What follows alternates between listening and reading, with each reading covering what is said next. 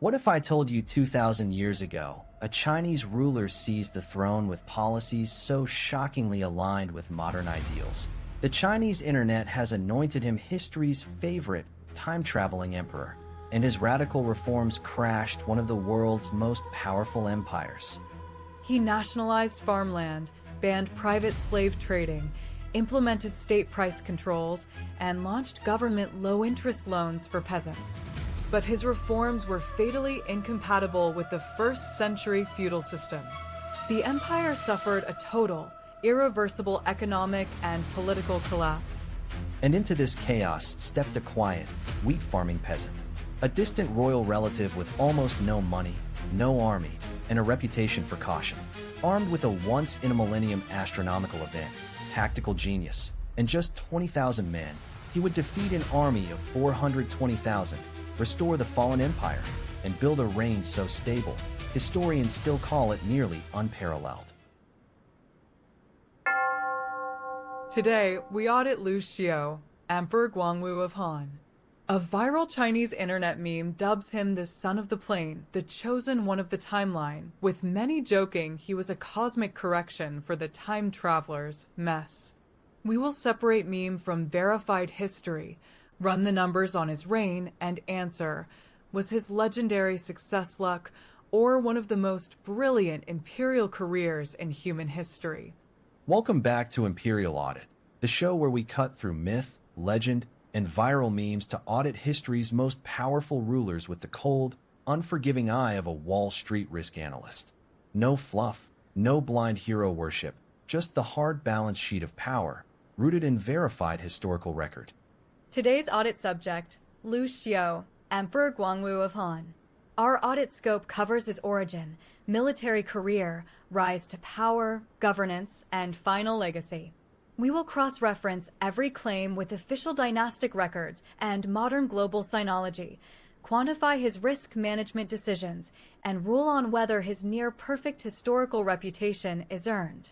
To understand Liu Xiu, we first have to understand the collapse he was born to fix, the fall of the Western Han Dynasty, and the rise and fall of Wang Mang. To the Chinese internet, he's the time-traveling emperor, but to historians, he's one of history's most fascinating failed idealists. Audit note, for the Cambridge History of China, Wang Mang was not a time traveler. His reforms were rooted in Confucian idealism, a radical push to restore the golden age of the Western Zhou dynasty from 800 years prior. But to a 21st century audience, his policies read as shockingly modern, which is where the viral meme was born. In 8 CE, after decades of political maneuvering, this Confucian scholar seized the throne, ended the 200-year-old Western Han Dynasty, and founded his own, the Xian, or New Dynasty. He immediately launched sweeping reforms. He nationalized all farmland and redistributed it to landless peasants, banned the private trade of slaves, nationalized salt, iron, and coinage, implemented state price controls for grain, and launched low-interest government loans for farmers and small businesses. Audit verdict. This was an untested, incompatible system update forced on a feudal agricultural economy built on landowning aristocrats and wealthy merchant clans. The aristocracy revolted against the loss of their land and power. Local officials corrupted the reforms, leaving peasants with none of the promised benefits. Catastrophic Yellow River floods and repeated famines collapsed the food supply, and by 17 CE, the entire empire was in open rebellion. The Xian dynasty had fully collapsed. Tens of millions were dead from famine and civil war, and China was split between warring rebel factions. And that's where our audit subject, Liu Xiu, enters the story. Liu Xiu was born in 5 BCE, a distant cousin of the Han imperial family. Thanks to a Han law that diluted royal power with each generation, by the time he was born, his family had lost all noble status. His father was a minor county official, who died when Liu Xiu was just 9 years old. He was raised by his uncle and grew up working the fields, a quiet, cautious, studious young man, with none of the fiery ambition of his older brother, Liu Yan. Audit note, Liu Xiu's initial asset sheet is extremely thin. His only tangible asset, a single ox for farming. his only intangible asset, his distant Han royal bloodline, which gave him a nominal claim to legitimacy in an era where rebels were fighting to restore the Han. In 22 CE, as rebellion swept the empire, his older brother Liu Yan convinced him to join the Lulan army, the largest rebel coalition, to overthrow Wang Mang. At this point, no one saw Liu Xiu as a future emperor. He was a quiet farmer, overshadowed by his charismatic, warlike brother. But in a collapsing empire where every warlord was a high-risk junk bond, Liu Xiu was the ultimate undervalued asset. Audit risk analysis. Liu Xiu had 3 critical advantages that made him uniquely positioned to succeed. First, his Han bloodline gave him legitimacy no common rebel leader could match. Second, his cautious, humble demeanor meant he did not trigger the same fear and infighting as more ambitious rivals. Third, he was severely undervalued by his enemies, who focused their attention on more prominent rebel leaders, a critical blind spot that would let him operate under the radar. He and his brother quickly proved their worth in battle, winning key victories against Wang Mang's forces. But Wang Mang knew that a Han royal claimant was an existential threat to his dynasty. So he assembled the largest army in Chinese history up to that point, to crush the Lulan rebels once and for all.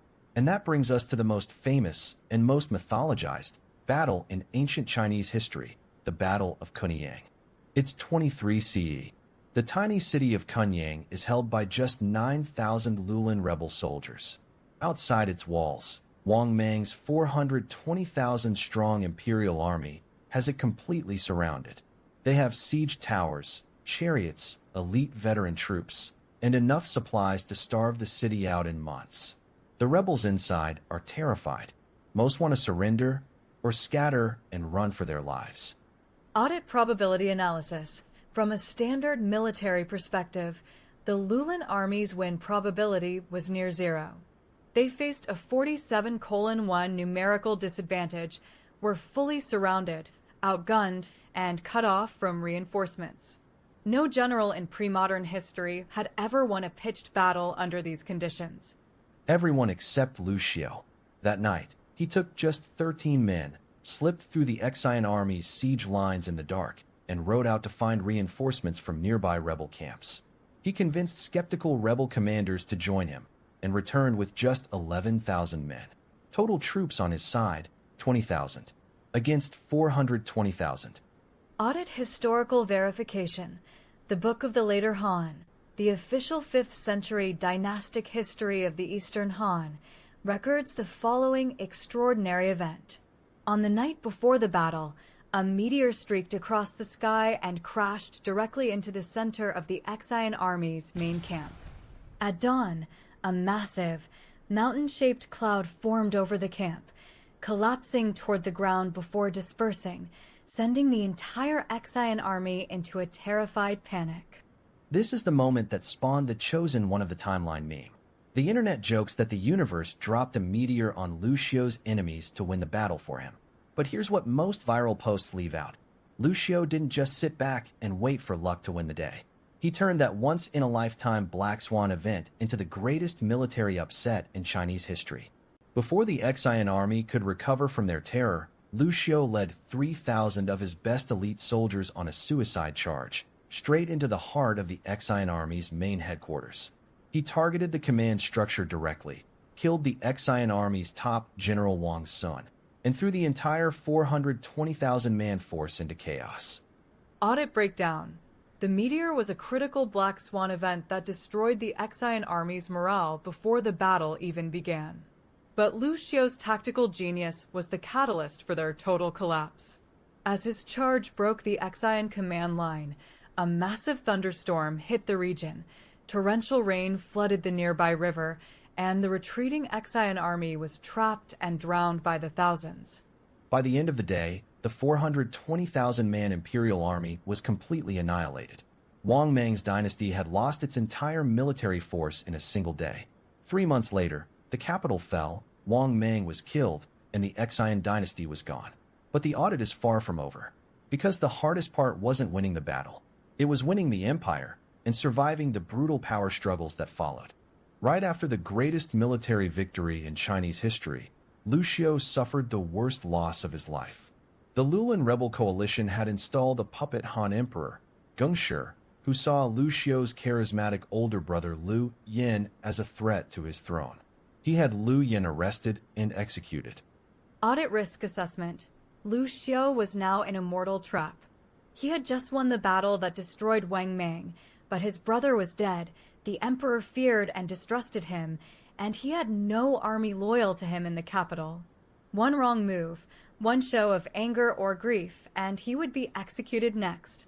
What he did next is one of the most underrated masterclasses in power and emotional intelligence in history. He didn't rebel. He didn't lash out. He rode straight back to the capital, knelt before Emperor Gengshi, apologized for his brother's crimes, and never once took credit for the victory at Kunyang. He didn't mourn his brother publicly, didn't gather his allies, didn't show an ounce of anger or resentment. Audit verdict. This was a perfect risk mitigation play. He completely disarmed the emperor. Gengshi couldn't execute a man who was bowing to him, taking no credit and showing no threat. So instead, he gave Liu Xiu the most dangerous, low-value assignment in the empire. He sent him to Hebei, the chaotic northern warlord territory, to pacify the region. With no army, no troops, just a handful of advisors and an official imperial seal. This was supposed to be a death sentence. Hebei was filled with rival warlords, rebel armies, and no loyalty to Emperor Gengshi. But for Liu Xiu, it was the ultimate opportunity. He arrived in Hebei with nothing, but his reputation for integrity, his Han royal bloodline, and his quiet, unshakable leadership won over local nobles, warlords, and entire armies. Audit note. In just 2 years, Liu Xiu built a massive, loyal army, conquered all of Hebei, and amassed enough power to break from Emperor Gengshi entirely. In 25 CE, at the age of 30, Liu Xiu declared himself emperor of the Han Dynasty, restoring the fallen empire. Over the next 12 years, he conquered all remaining warring factions, unified China, and ended 20 years of civil war and chaos. But what makes his audit truly unprecedented is what he did next. Every single founding emperor in pre-modern history faced the same existential problem. Once you win the empire, you have to deal with the generals who helped you win it. They have loyal armies, battlefield prestige, and the power to overthrow you at any time. For almost every emperor in history, the solution was the same: kill them, purge them, wipe out the risk before it can wipe out you. Audit comparative analysis. Liu Bang, founder of the Western Han, executed nearly all his founding generals within 10 years of taking the throne. Zhu Yuanzhang, founder of the Ming Dynasty, killed over 100,000 officials and generals in post-unification purges. Rome's Augustus Caesar purged his entire triumvirate to secure power. This was the standard playbook: eliminate high-risk assets via forced write-off, i.e. execution. Liu Xiu did the exact opposite. He pulled off a textbook-perfect soft landing, a feat almost unheard of in global pre-modern history. Audit breakdown of the soft landing. Liu Xiu created a risk-free buyout mechanism for his generals. He awarded his top military commanders massive fiefdoms, vast wealth, land, and noble titles. In exchange, they peacefully gave up their military commands, retired to their estates, and left the imperial army under his direct control. He married his children to their families, binding them to the imperial line with blood ties, and invited many to serve as civilian advisors in his court. Not a single founding general was executed. Not a single drop of blood was spilled in a post-unification power grab. He didn't just avoid the civil wars and purges that plagued almost every other new dynasty. He turned his greatest potential risks into loyal allies with zero violence. Audit verdict. This is nearly unprecedented in global imperial history. Every other pre-modern empire transition required violent purges to consolidate power. Liu Xiu's soft landing had zero forced write-offs, zero political bloodshed, and zero systemic risk. It is one of the only peaceful, bloodless transfers of military power from founding generals to imperial authority in recorded history. Liu Xiu's reign, known as the Guangwu Restoration, brought China back from the brink of collapse. He cut taxes to historic lows, reduced government spending, disbanded standing armies to let peasants return to the fields, restored the national economy, and lifted millions out of poverty. He ruled with what he called the way of softness, a pragmatic, Confucian style of governance focused on stability and the welfare of the people. Audit note: even his personal life has almost no historical red flags. He stayed loyal to his first love and wife, Liu, for his entire life. Even when he entered a political marriage to secure power in Hebei, he eventually elevated Liu to empress and passed the throne to their son. No violent succession crises, no family infighting, no harems that sparked court intrigue, a rarity for Chinese emperors. Now, no audit is complete without addressing the flaws. Liu Xiu was not a perfect, cosmic figure, and modern historians note clear limits to his reign. He made major concessions to powerful land-owning clans, backing down from his land reform efforts when they revolted, a policy that would create long-term wealth inequality and aristocratic power in the Eastern Han Dynasty. He also strengthened the power of the Imperial Secretariat, a move that would later enable unit corruption in the final decades of the Han. Audit adjustment: these are not critical bad debts, but controlled risk concessions. Liu Xiu's top priority was to avoid a return to civil war and systemic collapse. Unlike Wang Mang, who forced incompatible reforms on the system and crashed it, Liu Xiu worked with the existing political architecture to restore stability. The Cambridge History of China praises this pragmatism, noting that his reign laid the groundwork for 200 years of Eastern Han rule. Final legacy audit: Liu Xiu restored a collapsed empire, unified China after 20 years of civil war, completed a bloodless post-unification power transition, grew the economy, and died in his bed at 62 with a stable, unified empire and a clear line of succession. His reign has no catastrophic write-offs, no genocides, no mass purges, no civil war. For a founding emperor, this is a near unblemished record, unmatched by almost all of his peers in global history. We assign a final credit rating of AAA. So back to our opening question. Was Liu Xiu a chosen one of the timeline, a cosmic correction for Wang Mang's failed reforms? The audit verdict: no. The meteor at Kunyang was a once-in-a-lifetime black swan event, but Liu Xiu's success was not luck. It was masterful risk management, tactical genius, unparalleled emotional intelligence, and radical pragmatism in an era of brutal, all-or-nothing power struggles. He saw the broken system for what it was, didn't try to destroy it to fit an ideal, and restored it with minimal bloodshed.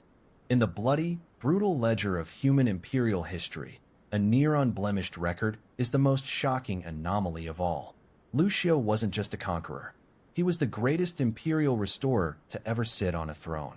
A man who turned a single ox and a distant royal bloodline into a 200-year dynasty, without losing his soul in the process. And that's the final audit. Liu Xiu's reign is the gold standard for imperial governance. No other founding ruler in pre-modern history ever achieved so much with so little bloodshed. Now we want to hear from you.